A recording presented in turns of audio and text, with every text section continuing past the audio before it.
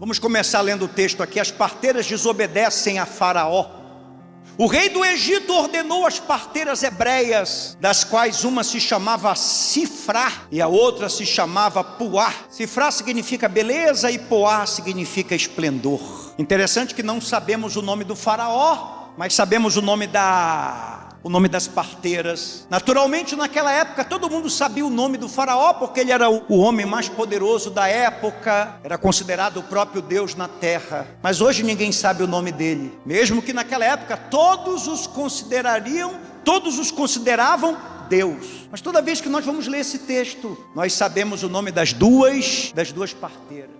Porque se você é honrado pelo mundo, você pode ter certeza que você vai ser esquecido. Não importa quem seja você, imperador, rei, presidente, ministro do Supremo. Nós vivemos hoje num tempo em que alguns homens acham que são deuses e outros têm certeza que são. Mas daqui a alguns anos, assim como esse faraó, ninguém mais sabe o nome dele. E quando Moisés foi escrever essa história, a sua própria história, ele fez questão de ocultar este nome, apenas colocou Faraó, apenas mais um que se levantou, ou que tentou se levantar, ou que ousou se levantar contra a vontade soberana de quem? De Deus. Mas quando você vai ler o texto, você encontra o nome das parteiras. Porque com Deus é assim: quando você se exalta, Ele te humilha. Quando você se humilha, Ele te exalta. Quando o mundo te aplaude, Deus te abate. Quando o mundo te humilha, Deus te exalta. Diz assim: uma se chamava Sifrá e a outra se chamava Puá, dizendo: quando se vires de parteiras hebreias, examinai se for filho, se for macho, se for homem, matai-o, mas se for filha, que viva. As parteiras, porém, temeram a Deus e não fizeram como lhe ordenara o rei do Egito. Você sabe que naquela época você desobedeceu uma ordem de Faraó, era você condenar a sua própria vida. Não era prisão, não tinha julgamento. Você ia morrer, sua cabeça ia rolar, você ia ter sua cabeça decepada, toda a sua família ia ser dizimada. A ordem era para matar todos os homens, todas as crianças, todos os meninos. Mas as parteiras preferiram temer a quem? Temer a quem? A Deus. Não importa a ordem do diabo, não importa o levante do inimigo, não importa o que ele esteja tramando, não importa o que ele esteja fazendo, não importa da maneira que ele está se levantando, jamais o obedeça. Faça como essas duas parteiras, prefira temer a quem? A quem? Diga para a pessoa do seu lado: tema a Deus, tema a Deus, tema a Deus, tema a Deus, tema a Deus, tema a Deus. Escreva aí nos comentários: você tem que temer a Deus. Tema a Deus, tema a Deus, tema a Deus.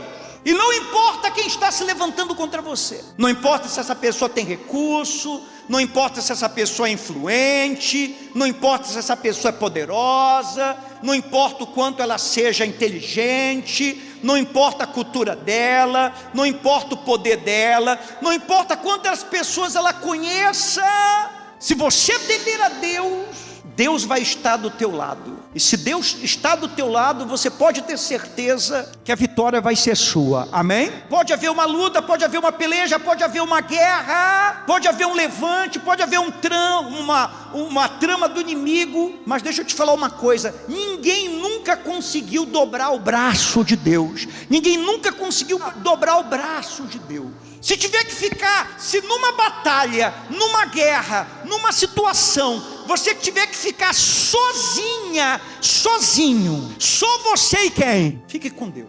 Mesmo que tenha um faraó contra você, faça como essas parteiras, Deus vai te honrar. As parteiras, porém, temeram a Deus e não fizeram como lhe ordenara o rei do Egito, deixaram viver os meninos. Então o rei do Egito chamou as parteiras e lhe disse: por que fizeste isso e deixaste viver os meninos? Respondeu as parteiras a Faraó: é que as mulheres hebreias não são como as egípcias, elas são vigorosas, e antes que lhes chegue a parteira, já deram à luz a seus filhos. E Deus fez bem as parteiras, quer dizer, Deus abençoou as parteiras, e o povo aumentou e se tornou muito forte. E porque as parteiras temeram a Deus, Ele lhes constituiu família. Quer dizer, elas eram estéreis, essas parteiras elas não podiam ter filhos. Mas como elas resolveram temer a Deus, elas acabaram sendo curadas da esterilidade. E elas, que eram parteiras que faziam dezenas e centenas e milhares de partos, quer dizer, elas eram mulheres que a todo momento viam mulheres realizando o sonho de ter uma família, mas Deus deu uma família. Deus as abençoa. Porque aquilo que você planta com Deus, você colhe. Aquilo que você faz de bem, pode ficar esquecido aos olhos de todo mundo, menos aos olhos de quem?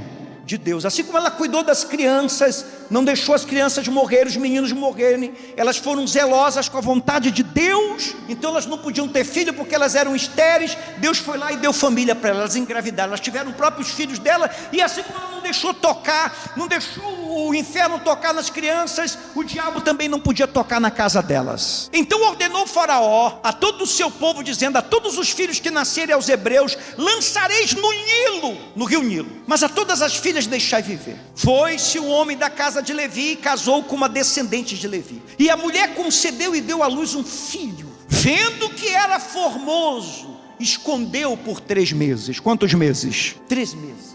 Não podendo, porém, escondê-lo por mais tempo, tomou um cesto de junco. Ela afetou, quer dizer, fechou, com betume e piche. Pondo nele o menino, largou-o no carriçal à beira do rio Nilo. A irmã do menino ficou de longe para observar o que lhe haveria de suceder. Desceu a filha de Faraó para se banhar no rio, e as suas donzelas passeavam pelo rio. Vendo ela o cesto no carriçal, enviou a sua criada e a tomou. Abrindo, viu a criança, e eis que o menino chorava. Teve compaixão dele e disse: esse menino é dos hebreus, era para matar. Então disse a sua irmã, a filha de Faraó: queres que eu vá chamar uma das hebreias, que sirva de ama e te crie a criança? Respondeu a filha de Faraó: vai. Saiu, pois, a moça, que era irmã de Moisés, e chamou a mãe do menino, que era a mãe de Moisés. A mãe tomou o menino e o criou. Sendo o menino já grande, ela trouxe a filha de Faraó, o qual passou ele a ser filho. Então lhe chamou Moisés e disse: porque das águas o tirei. O significado da palavra hebraica Moisés quer dizer foi tirado.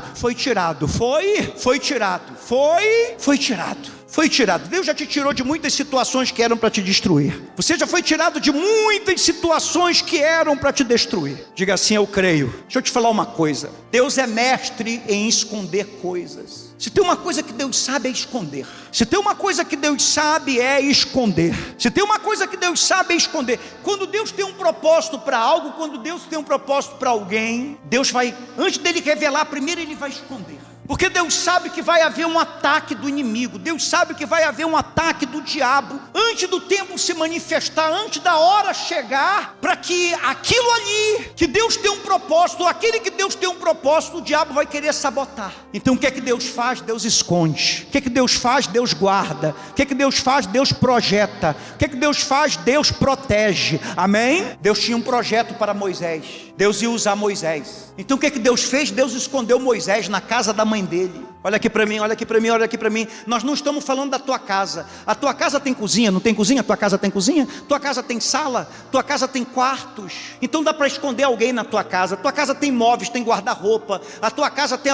dá para esconder. Nós estamos falando de uma casa de um escravo hebreu, de uma escrava hebreia, há milhares de anos atrás. Os soldados de Faraó foram naquela casa, que só tinha um cômodo, pequena, apertada, não tinha cama, não tinha fogão, não tinha móvel, não tinha onde esconder. Então nós chegamos à conclusão que se eles não encontraram Moisés por quantos meses? Quantos meses? Quantos meses? Quem foi que escondeu ele? Deus escondeu. Procuraram no teto, não encontraram. Procuraram na casa, encontraram, não encontraram. Tentaram uma vez, 2 vezes, não encontraram. 3 meses, não encontraram. Porque quando Deus tem um propósito com a tua vida, não adianta, Ele vai te guardar. Ele vai te guardar. Amém? Ele vai te guardar. Ele vai te guardar nos lugares que você menos imagina. Menos imagina. Primeiro lugar que Deus guardou foi aonde? Na casa da mãe dele. Quando Deus viu que não dava para guardar mais Moisés na casa da mãe, a mãe colocou a criança num cesto e colocou no rio Nilo,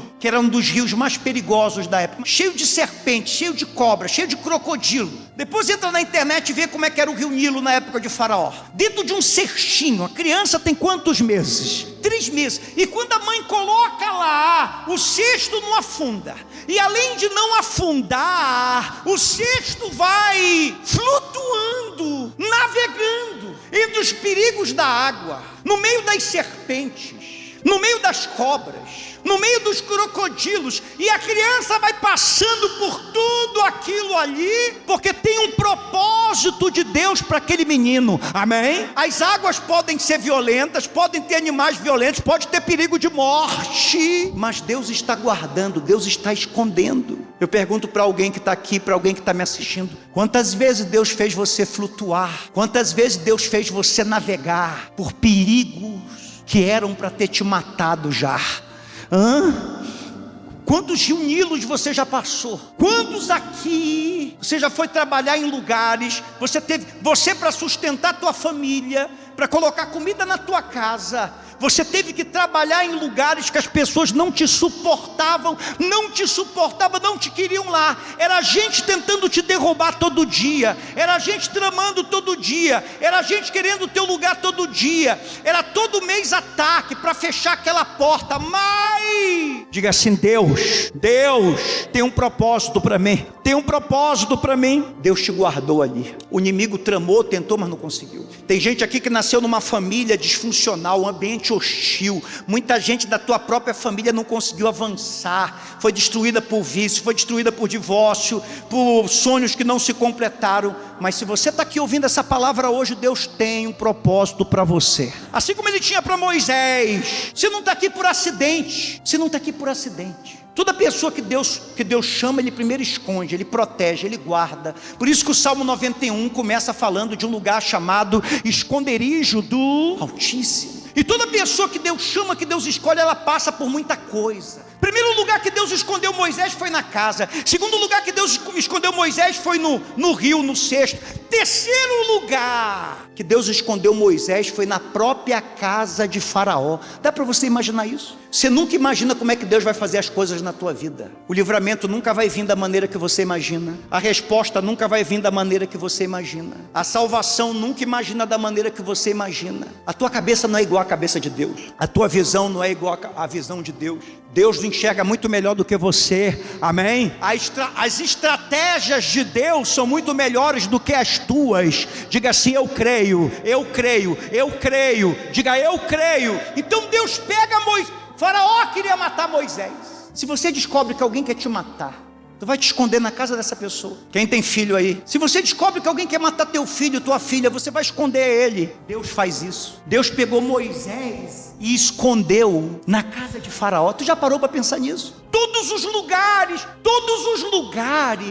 que Deus poderia colocar Moisés, colocou ele do quarto ao lado de Faraó. Deus escondeu na casa de Faraó, para mostrar para a gente que quem tem um controle de toda a situação não é o diabo, não é os políticos, não é a economia, não é a crise, não são os problemas, não é você, não vai ser do teu jeito. Quem tem o controle é Deus, Ele é soberano, amém? Amém?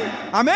O cara está tentando matar Moisés e Deus usa a casa do inimigo para abençoar Moisés. Faraó está procurando Moisés em todos os lugares, e Faraó não imagina que no quarto ao lado Moisés está sendo criado, e que a filha de Faraó é que está pagando a conta. Deus faz pessoas que não gostam de você te abençoar. Você sabia disso? Às vezes você pensa que as pessoas têm que gostar de você. Deus, Ele usa pessoas ímpias. Deus usa pessoas endemoniadas. Deus usa pessoas perturbadas. Então, às vezes a sua bênção pode estar na mão de quem você menos espera. A sua provisão pode estar na mão de quem você menos espera. Deus usou muitos faraós. Deus usou um faraó ímpio para abençoar José. Quem tirou José da prisão não foi os irmãos, não foi o pai, não foi a mãe, foi um faraó. Muitas das vezes o que o diabo prepara para te destruir, Deus vai usar para te abençoar. Deus é um Deus que esconde coisas. Quantas coisas tem dentro de você que Deus escondeu? Tudo que você precisa está dentro de você. Nós somos chamados na Bíblia como santuário do Deus vivo. A solução que você precisa não está no próximo livro que tu vai ler. A solução que você precisa não está numa próxima palestra. A solução que você precisa não está no próximo conselho. A solução de tudo que você precisa, Deus já colocou dentro de você. Você sabia disso? Por isso que o inimigo quer ver você preocupada, preocupado, ansioso, desajustado, disfuncional. O inimigo, o diabo precisa de tudo desequilibrado em você, precisa da tua vida espiritual desequilibrada. Você tem que acordar sempre atrasado, sem tempo de orar, sem tempo de meditar, sabe, com o teu corpo bagunçado, com o teu emocional. Você tem que estar muito magoada, você tem que estar muito estressado, você tem que estar sempre com raiva de todo mundo, você tem que estar sempre preso ao passado, você tem que estar sempre escravo do pecado. Sua vida tem que estar sempre uma grande bagunça, porque assim você nunca vai ver os propósitos de Deus para a tua vida. Você precisa de paz para isso. Por isso que Romanos 5 diz: justificados mediante a fé, temos paz com Deus. Se você não estiver em paz, você não consegue ver. Se você não estiver em paz, você não consegue enxergar. Por isso que se a sua vida está uma bagunça, principalmente do lado de dentro, você tem que fazer o que aquela mulher lá da parábola das dracmas fez, Lucas 15, 8, 9. Quando a mulher que tinha 10 dracmas, ela perdeu uma dracma, e a Bíblia fala que ela não perdeu a dracma na casa da vizinha, ela não perdeu a dracma no restaurante, ela não perdeu a dracma no supermercado. Onde que ela perdeu a dracma dela? Dentro da própria casa. Muitos estão perdidos dentro de si, da sua própria cabeça, do seu próprio coração, porque tudo dentro da pessoa é uma grande confusão. Ela acende a candeia, quer dizer, a casa estava escura. Se a tua mente está escura, o teu coração está escuro, a tua alma está escura, você tem que trazer a luz da palavra de Deus, você tem que trazer a luz do Evangelho, você tem que trazer a luz do Evangelho. Amém, amém, amém. Ela varre a casa, você tem que se varrer, você tem que se limpar. Só tem uma coisa que te varre, que te limpa, é o sangue do Cordeiro. Tem que haver arrependimento. E diz que ela procura diligentemente, com cuidado. Você tem que procurar até encontrar. Deus não vai colocar, Deus já colocou. Deus não vai te dar, Deus já te deu. Está dentro de você, está dentro dessa tua cabeça confusa aí, está dentro desse teu coração quebrado aí, está dentro desse corpo arrebentado aí. Mas às vezes tem tanta sujeira, tem tanto pecado, tem tanto sentimento ruim, que enquanto você não se redimir, você não vai se achar, e você sempre vai comer pela mão dos outros. Alguém vai mandar você tomar banho de água fria, você vai tomar. Alguém vai mandar você correr na rua, você vai correr. Alguém vai dizer coma isso, você vai comer. Alguém vai falar, nada vai resolver. Você nunca vai se ver como uma solução, você sempre vai se ver como um problema. Você sempre vai se ver como uma pessoa que está faltando alguma coisa. Se você se vê como uma pessoa, se você não se vê como uma bênção, se você não se vê como uma solução, você sempre vai ser escravo emocional e espiritual das pessoas. Você sempre vai pegar sobra, você sempre vai aceitar resto. Você sempre vai voltar para o que te machuca, para o que te magoa. Porque às vezes você tem 30 anos, 40 anos, 50 anos, e você ainda não descobriu quem você é em Jesus. Está dentro de você.